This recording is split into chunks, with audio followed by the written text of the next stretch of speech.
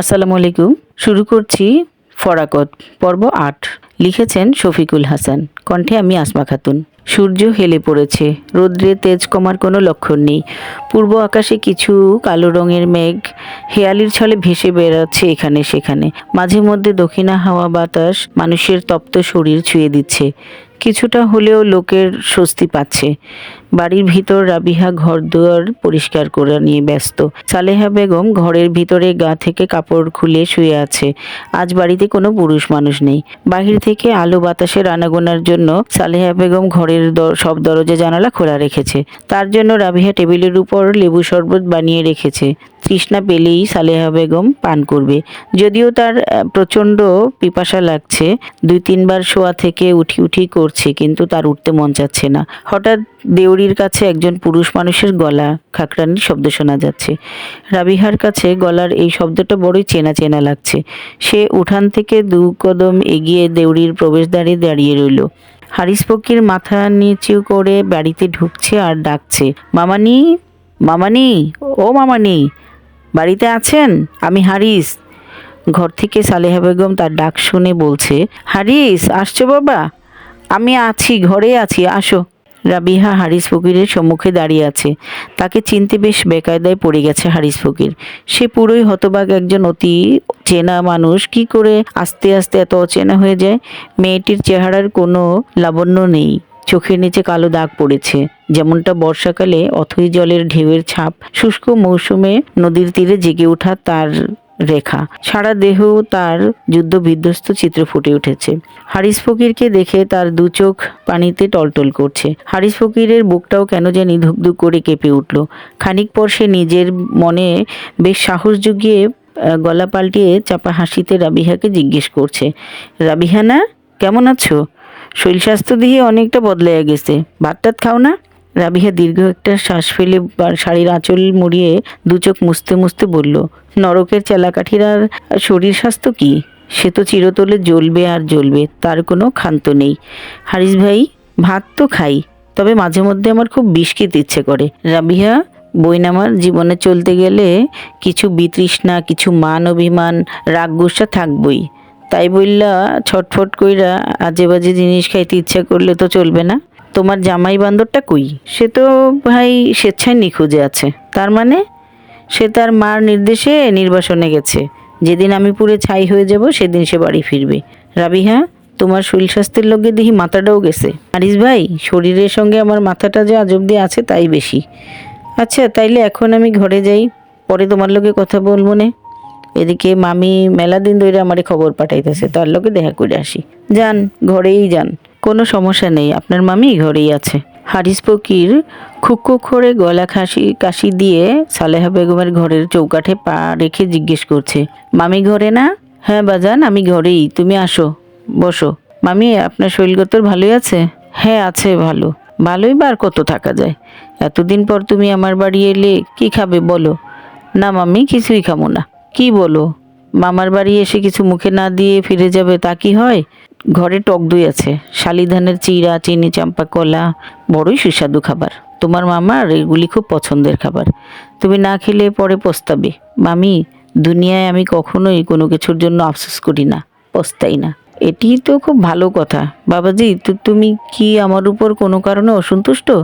আরে না, আসার পর থেকেই দেখছি তোমার চেহারায় এক ধরনের হতাশার ছাপ ভেসে আছে। না মামি, ওই কিছু না, এমনিতেই শরীরটা ভালো লাগতেছে না। শুনতেছি ইদানিং তুমি নাকি হিন্দু গোত্রে বিয়ে শাদির ঘটকালিতে বেশি মনোযোগ দিচ্ছ। আমি হিন্দু অহিন্দু সব গোত্রেই ঘটকালি করি। যখন যেদিক থেকে সম্বন্ধের কাজ চাপে সেদিকেই যাওয়া লাগে। আর আমার ঘটকালির পেশায় কোনো গোত্র বা ভেদাভেদ নাই। হরিহর পাড়ার ক্ষিতীশবাবুর মেয়ের বিয়ের ঘটকালি করে তো তুমি চারদিকে অভাবনীয় সাড়া ফেলে দিয়েছ। মামি, সবই মাওলার ইচ্ছা। আচ্ছা মামি, আপনার ছেলে নেসারউদ্দিন কই? তারে তো ইদানিং আমি শহরে, বন্দরে, হাটেগঞ্জে, বাড়িঘরে কোথাও দেখছি না। মেলা দিন ধরে দেখছি তাইনের দোকানপাটও বন্ধ। হ্যাঁ, তুমি ঠিকই দেখেছো, এই জন্যই তো তোমাকে ডেকেছি। তুমি তো শুধু বিয়ের ঘটকই না, দুঃসম্পর্কের আত্মীয়ও বটে। কি আর বলবো তোমায়, এখন আমার বাড়ির ইজ্জত যায় যায় অবস্থা। কেন? আবার আপনার কি হইল? সেই বিয়ের শুরু থেকে রাবিহার সঙ্গে একদম বনিবনা হচ্ছে না। ওর সমস্ত দোষ ত্রুটি সয়ে সয়ে হজম করলাম। দেখি দেখি করে বছর 2ও পার হলো। ভেবেছিলাম হয়তো একদিন সে নিজেকে বদলাবে। কই আর, পরিবর্তন তো হলোই না। অসহ্য। হারিস একদম জীবন বিষিয়ে তুলেছে।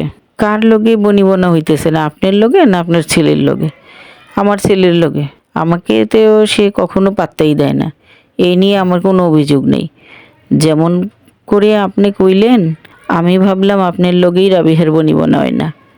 কই, নেসারউদ্দিন তো কোনো সময় আমার কিছু বলে নাই। গুরু গম্ভীর ছেলে তো সব কিছু ভিতরে চেপে রাখে। হতভাগা গুরু গম্ভীর না চাই, আধা পাগলার ভরা।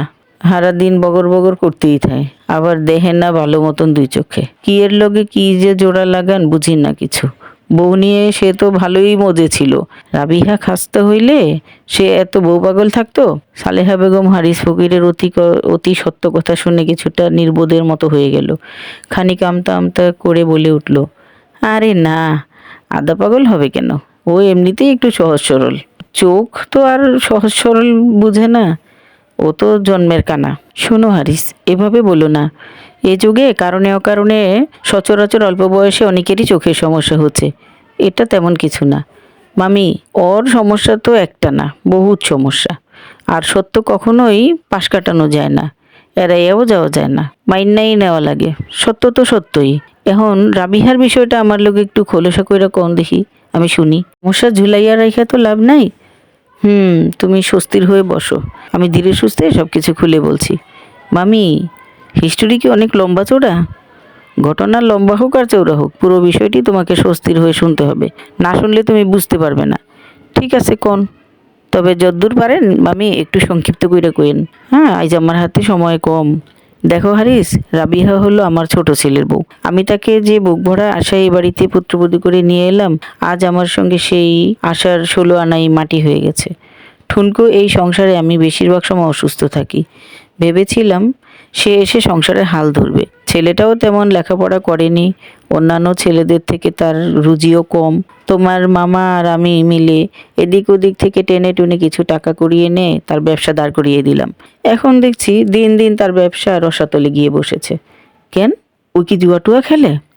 না, এসব কিছু না রে বাবা, সব ওই অপয়া মেয়ের জন্য হয়েছে। অপয়া? অপয়া আবার কেডা? আরে অলুক্ষণে মেয়েটি রাবিহার কথাই বলছি। ওই আবার অপয়া টপয়া হইল কবে? ওর মতো এরকম ফাইন মেয়ে 2-3 গ্রামের মধ্যে আপনারা খুঁজে পাবেন না। ফাইন না ছাই?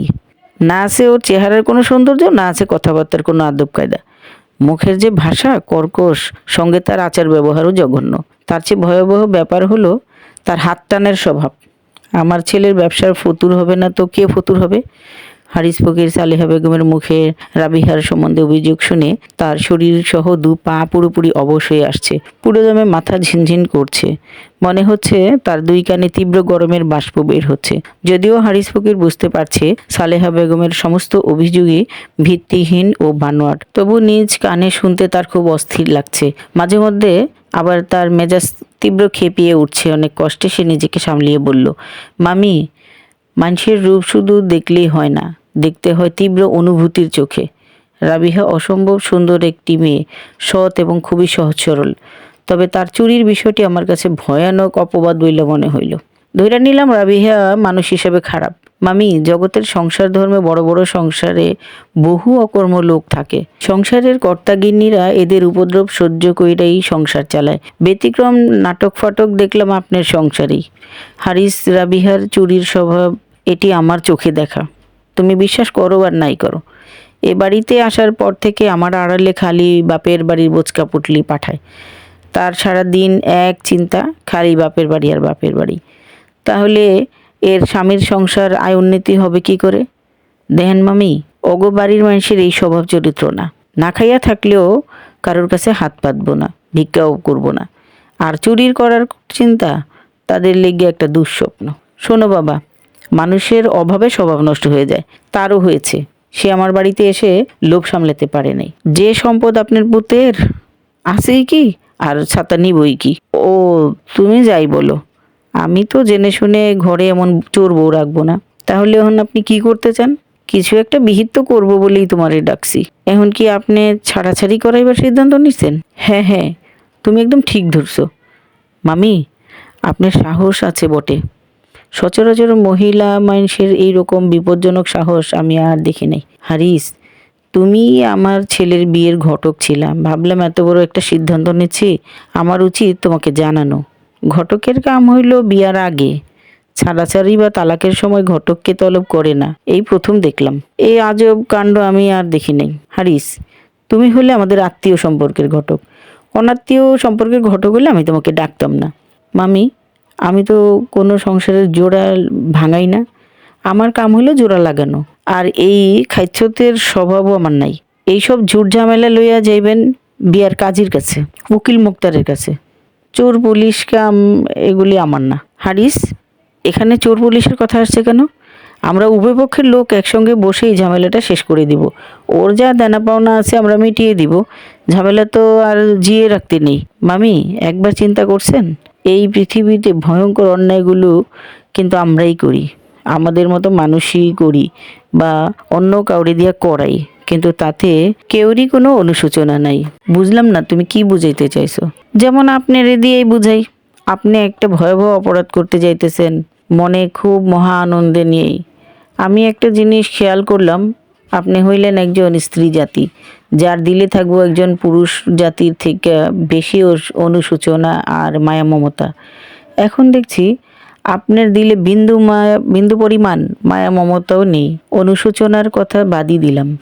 হারিস, অনুশোচনা আর মায়া মমতা আমার যে একেবারেই নেই, এটি আমার প্রতি তোমার এক ধরনের ভ্রান্ত ধারণা।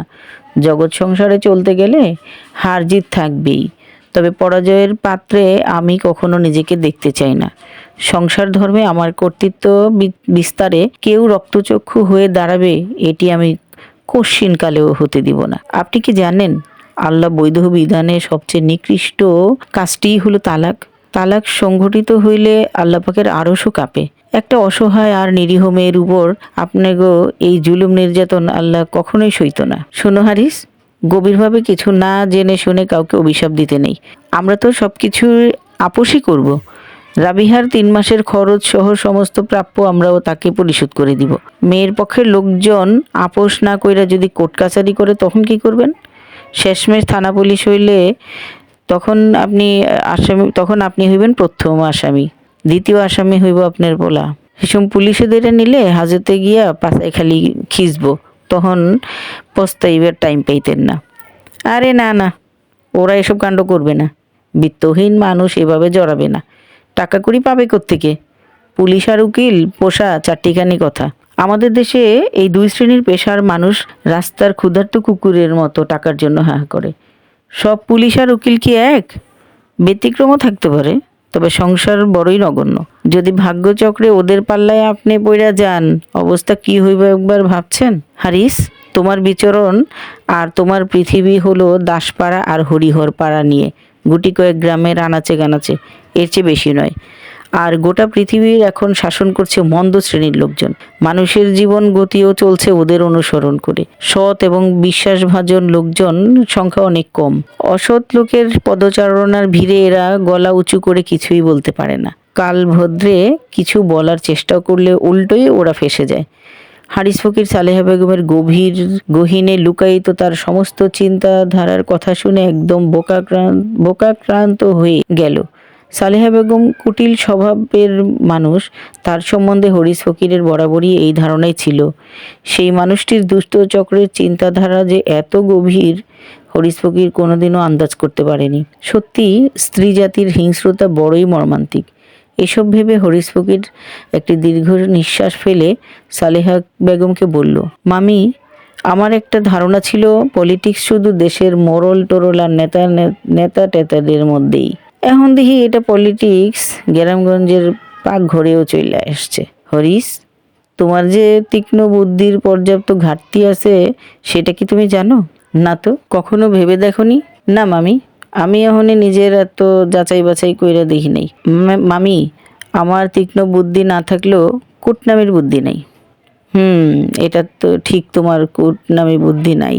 তবে প্রত্যেকেরই নিজেকে যাচাই বাছাই করে দেখা উচিত। আর বোকা মানুষ আমার একদম পছন্দ না। মামি কি সত্যি সত্যি বোকা?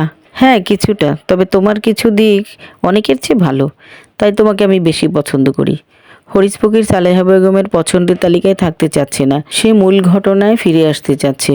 সে রাবিহার ছাড়াছাড়ির ব্যাপারটা থামানোর চেষ্টা করছে। মামি, তাইলে আপনি রাবিহার ছাড়াছাড়ির ব্যাপারে সিদ্ধান্তের পক্ষেই? হ্যাঁ, যা বলছি তাই হবে। আমি কোনো কিছু স্থির করলে সেটি নড়চড় হয় না। তালাকের বিষয়টি নিষ্পত্তি করে ফেলবো, এজন্যই তোমাকে আমি ডেকেছি। ও আচ্ছা, ভালো কথা। অনেকের অনেক কথাই হলো, তুমি তো কিছুই খেলে না। কিছু একটা খাও। না থাক, কিছু লাগবো না। পানও খাবে না? না মামি, আইজ না, অন্যদিন খামুনে। অহন তাইলে আমি যাই। ঠিক আছে, সাবধানে যাও।